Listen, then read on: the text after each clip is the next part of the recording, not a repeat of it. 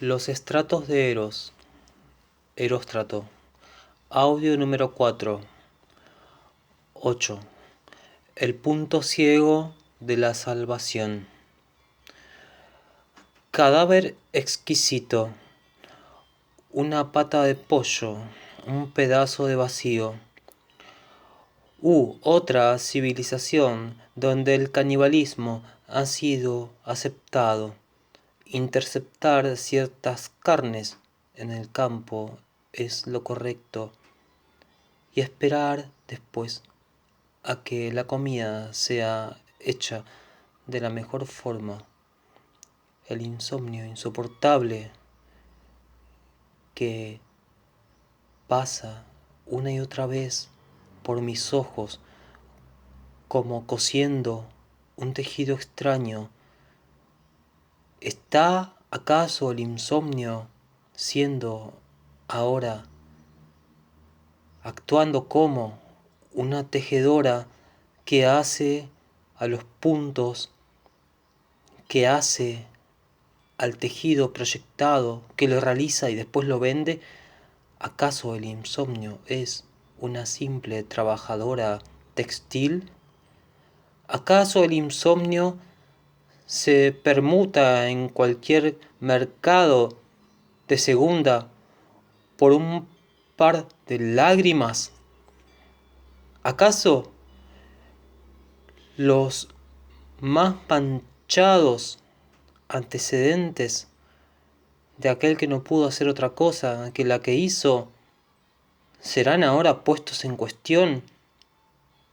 ¿Acaso la posibilidad de la existencia no está en otro lugar, sino en la dación de la muerte?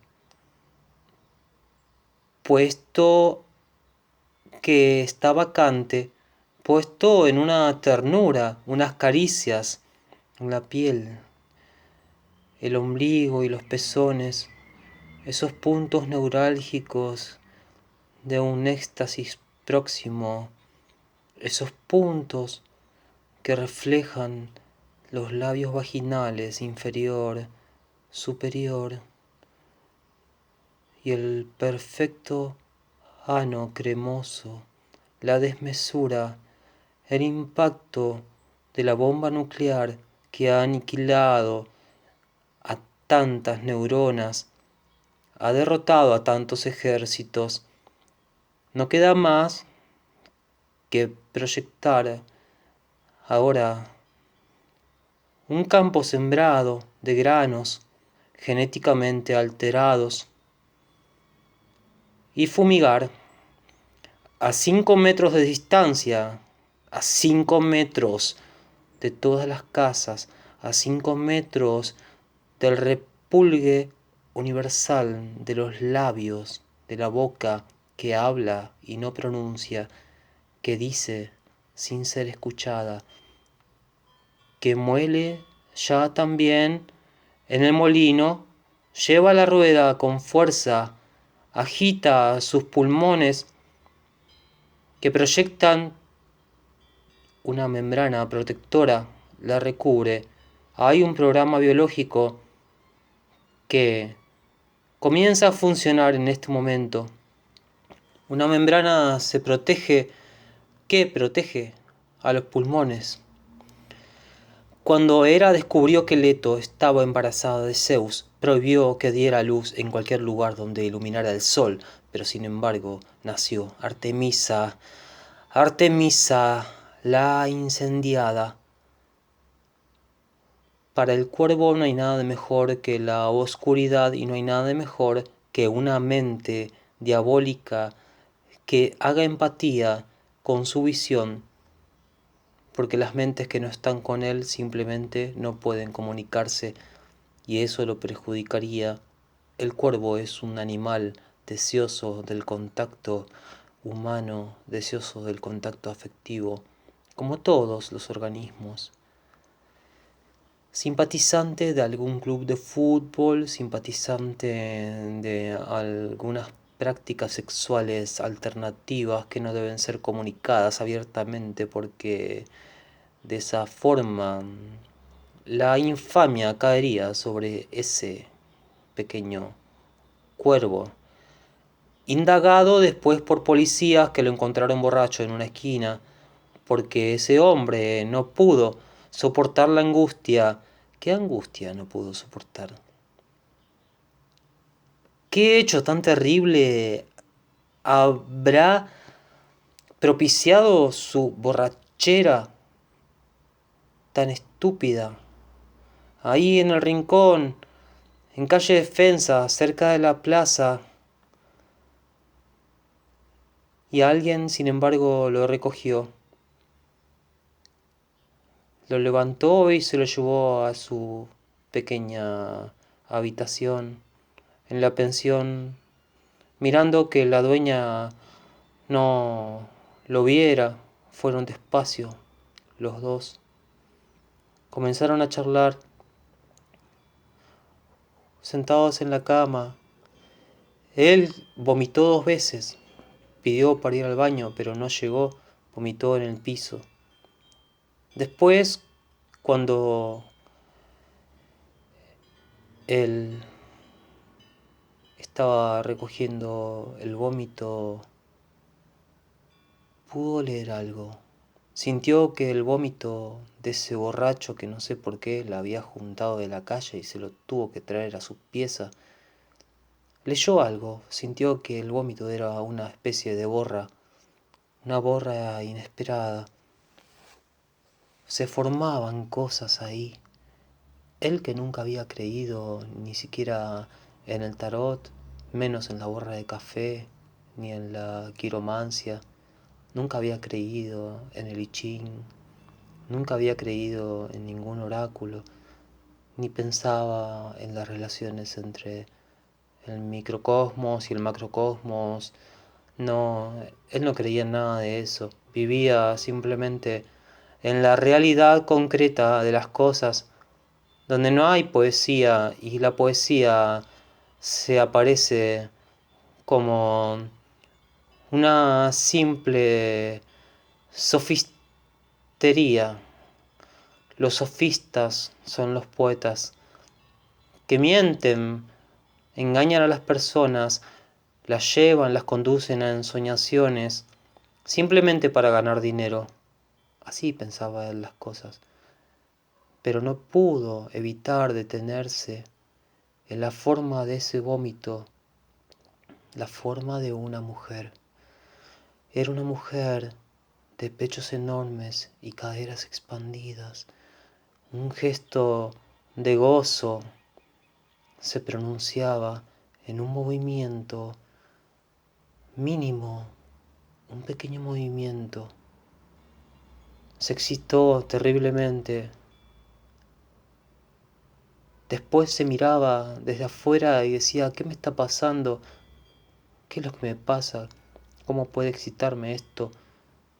Simplemente es un vómito. Pero después seguía mirando la forma de esa mujer exquisita, colorida, porque los buenos vómitos suelen ser coloridos y coadyuvan a que las formas que se dibujan sobre él tengan cierta riqueza pictórica. Tuvo una erección tremenda. Se masturbó mirando el vómito, mirando en realidad a la mujer, porque él veía a esa tremenda hembra que lo invitaba. Casi en ese momento se hacía presente. Era tan real, casi tan real. Acabó con todas sus fuerzas. Tuvo una eyaculación sorprendente para su edad, porque tenía 58 años. Mientras eyaculaba, se lanzó sobre la mujer.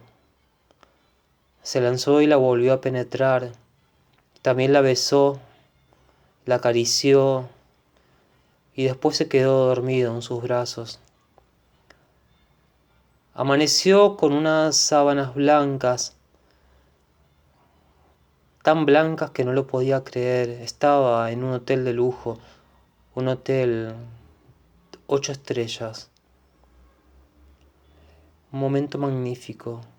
Se sentía en un paraíso, era casi un paraíso. Pero algo le parecía raro, una memoria que le había fallado. Las memorias fallan y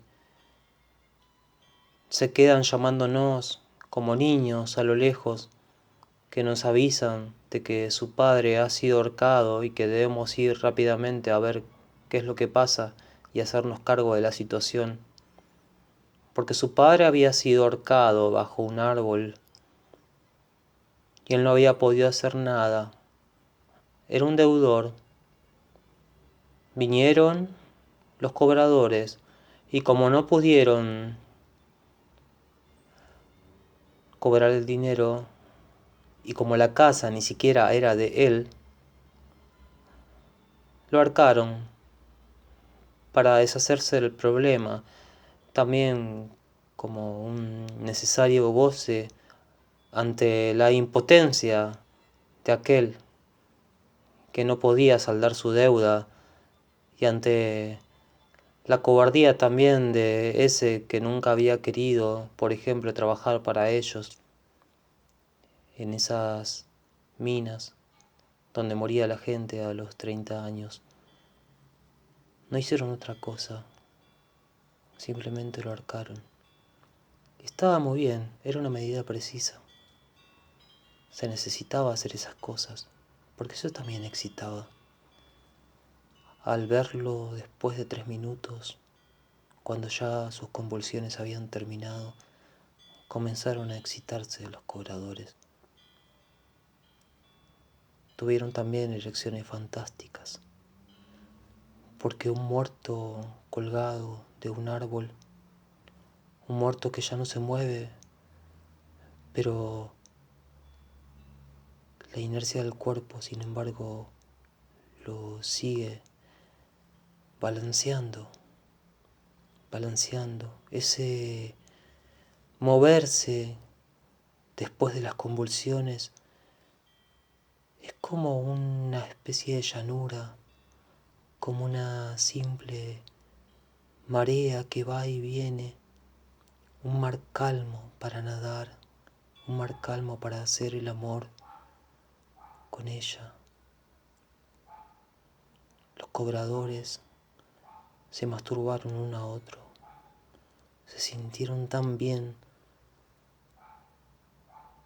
se deseaban que cuando fueran a cobrar a otros lugares, alguno que otro, no todos, porque si no se quedarían en bancarrota, pero deseaban en lo profundo que alguno no tuviera para pagar, así lo ahorcarían en el árbol y seguirían gozando, seguirían con esa combinación de masturbación cadavérica, un cadáver exquisito, un cadáver que siempre está en nuestros corazones, fulminando todas las luces que vienen desde la mañana y nos prolongan hasta la noche siguiente, y hace esa luz que nuestros huesos no se curven, no se vuelvan inválidos, para así poder trabajar en ese trabajo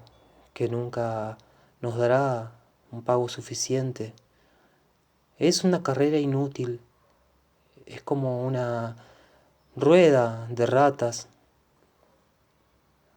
o de otras mascotas que giran y giran sin saber que nunca llegarán a ningún lado.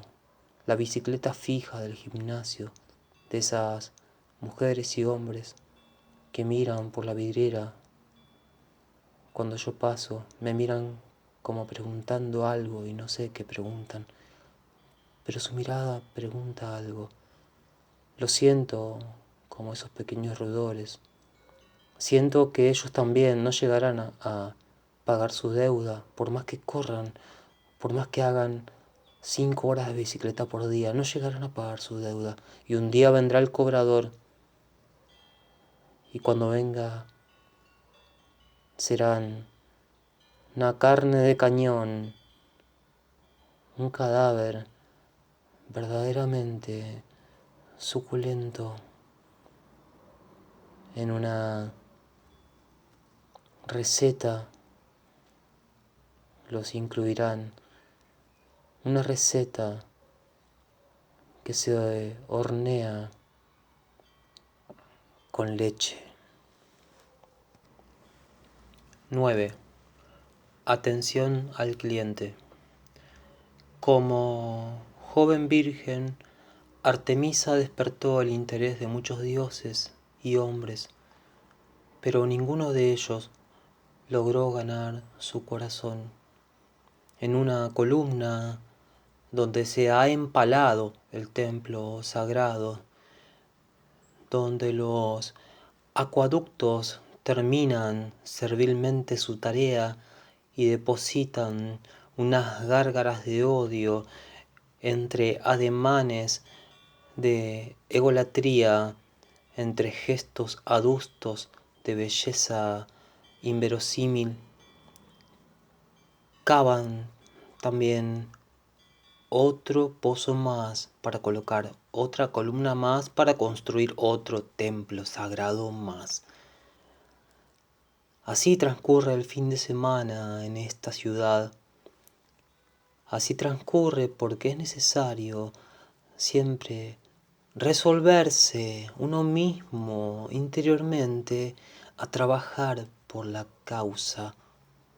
Trabajar por la causa es no admitir que hay error, porque al admitir que hay error, por más que lo haya, es quitarse de sí una energía esencial.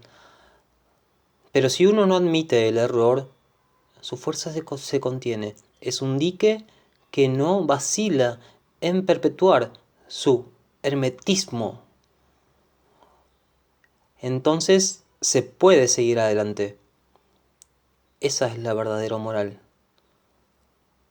Pero siempre se nos habla de una moral que vendría dada por el hecho de reconocer los errores, de reconocer los fracasos, de reconocer el agotamiento o la impotencia, de reconocer el miedo.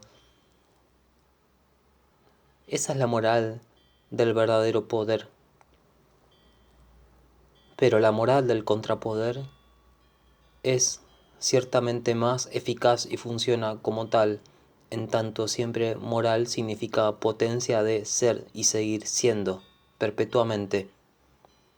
Así una moral que no reconoce nada a pesar de que lo sabe y se calla las cosas que se supone debería decir, es más fuerte, crea en su potencia un motor nuevo, un motor que ponga en marcha otros mundos, un motor sazonado con anchuras de mares lejanos que se abren ahora en ese horizonte tan potente, el suspiro, un respiro, una respiración, por fin abrir la ventana, por fin decir sí al mundo, decir hola, decir calamidad, decir perdimos, decir ostracismo, decir exilio, pero seguir con la actitud de aquel que puede vencer ciertas pruebas, ciertas lanzas, puede vencer ciertos temores, puede atravesar ciertos arrullos de madre que lo intentan volver al útero. La madre intenta volver al útero a ese niño que ya es hombre y anciano y ha muerto y ha renacido. La madre intenta volverlo al útero. Hace una fuerza casi equiparable con la fuerza que hizo para parirlo. Lo trae, lo retrae, lo deprime, lo reprime, lo comprime, lo suprime, lo imprime en su pecho y lo alza casi en el momento final en que finalmente habíase penetrado su vagina con el cuerpo tan vivido, con tantas vidas vividas, casi un consolador, casi, no casi, era el consolador de su madre. Volver al útero a su hijo era consolar a su madre, su tarea, pero no, resistió con sus manos, tomó los tobillos de su madre y los quiso quebrar. Su madre agigantada en un gran cuadro, en la sala, en el comedor, lo miraba y gritaba. Sus ojos se ponían rojos de furia. No podía creer, la habían traicionado. ¿Cómo podían haber hecho eso con ella? No se podía creer, era de no creer. Después vinieron las procesiones, después empezaron a hacer marchas blancas, marchas de gritos, marchas de silencio, marchas de armas tomar, marchas con pancartas inentendibles, marchas que no decían nada, agonizantes. Pero sin embargo ella había logrado su cometido y de nuevo introdujo a su hijo en el vientre. Y de nuevo volvió a ser joven y luego volvió a ser niña. Y en esa niñez, en esa pequeña honradez que da una edad, que da también fueros, una edad insolente, inocente, pestilente, una pequeña polimorfa, casi una araña, casi cualquier insecto, casi una ambiciosa lámpara que intenta iluminar todo, pero al no poder se retuerce en sí misma y hace los planes para el futuro, proyecta siempre, serpea por los campos, busca allí a los primeros seres, serpenteante, la sierpe le dice a su hermana, le pregunta a su hermana, le sugiere que debe tomar la manzana, esa manzana eterna, aguzanada ya de tantas representaciones similares, de tantas puestas en escena. El mismo círculo se va cerrando, el mismo círculo con un cartel distinto. Siempre hay que cambiar el cartel, hacerlo distinto, nuevo, para que haya otros clientes. La clientela se renueva, pero lo mismo es necesario, siempre una estética, una ciencia del marketing. Es una ciencia que tiene mucho futuro, lo ha tenido y lo tendrá, lo seguirá teniendo. El marketing es estética y la estética es el estilo, y el estilo es lo que vemos, es la forma, y la forma es todo lo posible, y lo posible es simplemente quedar así, dormidos en el profundo y disimulado estado estático, estado casi innecesario en este feto que se va achicando y se va haciendo cada vez más invisible, imperceptible. Ni siquiera es un feto, ahora ya es una serie de células que se han dividido y vuelve ahora más aún más atrás. Simplemente es un contacto entre un óvulo y un espermatozoide. Se pelean, bailan el tango, discuten. No, el tango es una danza que siempre termina en separación.